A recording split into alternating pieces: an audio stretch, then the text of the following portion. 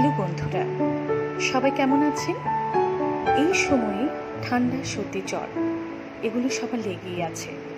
তাই এ থেকে মুক্তির উপায়ের জন্য খুব সুন্দর একটি ড্রিঙ্কস আজকে আমি করে দেখাবো।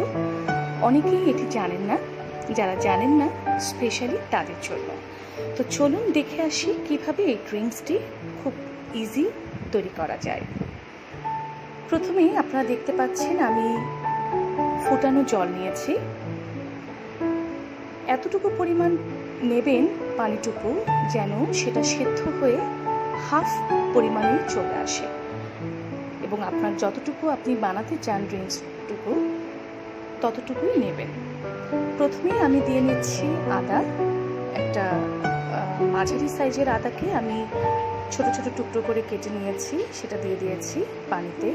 অলরেডি চুলো জ্বালিয়ে নিয়েছি এবং দেখতে পাচ্ছেন আমি লেবু কেটে স্লাইস করে সেটার রসটা প্রথমে স্কুইজ করে দিয়ে দিচ্ছি পানিতে। এরপর পুরো ছোলাটাই আমি দিয়ে দেব। এভাবে মোটামুটি 3 ভাগের 1 ভাগ লেবু কেটে ছোট ছোট স্লাইস করে দিয়ে দিলেই হবে। এরপরে এর সাথে আমি মিক্সড করব। মোটামুটি ঘরে আপনাদের যা যা মশলা থাকবে সেই মশলাগুলো দিয়েই আপনারা এই ড্রিঙ্কসটি বানিয়ে নিতে পারবেন।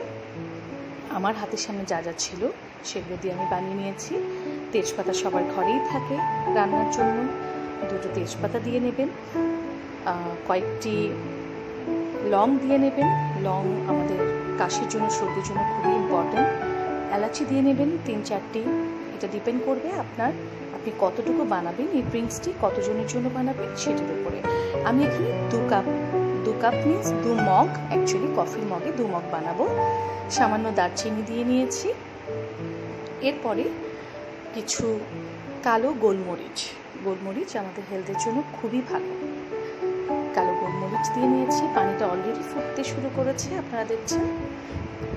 চুলার আঁচটা এ পর্যায়ে আমি একটু কমিয়ে দেব, যেহেতু আমাদের পানিটা ফুটছে।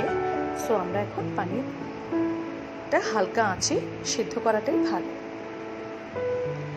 এবং সবচেয়ে ইম্পর্টেন্ট যেটা, সেটা হচ্ছে কিছু পরিমাণ কালো জিরা মিক্সড করে নেবেন।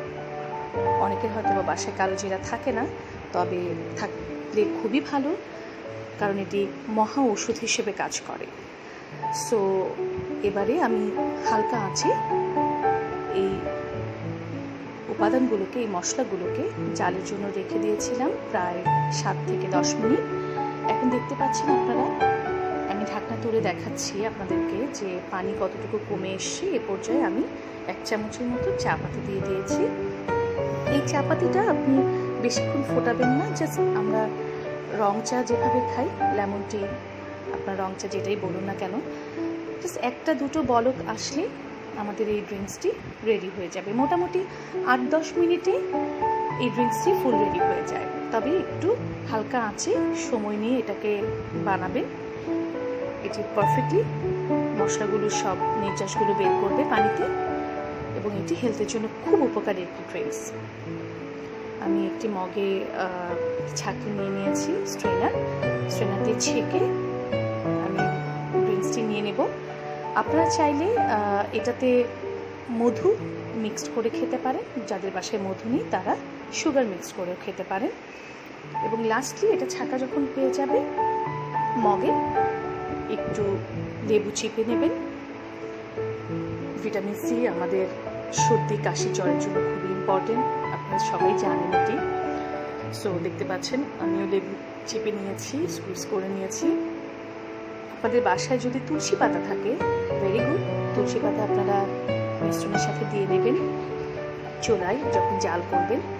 সো এই ড্রিঙ্কসটি আপনারা দিনে 2 থেকে 3 বার খেতে পারলে, এই যে করোনা ভাইরাসের মতো এই ভাইরাসটি আমাদেরকে এত ক্ষতিগ্রস্ত করছে, জ্বর, ঠান্ডা, কাশি, আশা করছি কিছুটা হলেও রিকভার হয়ে যাবে। এবং মেডিসিনের পাশাপাশি এই ড্রিঙ্কসটি খেতে পারলে আমাদের সবার জন্য অনেক উপকার হবে।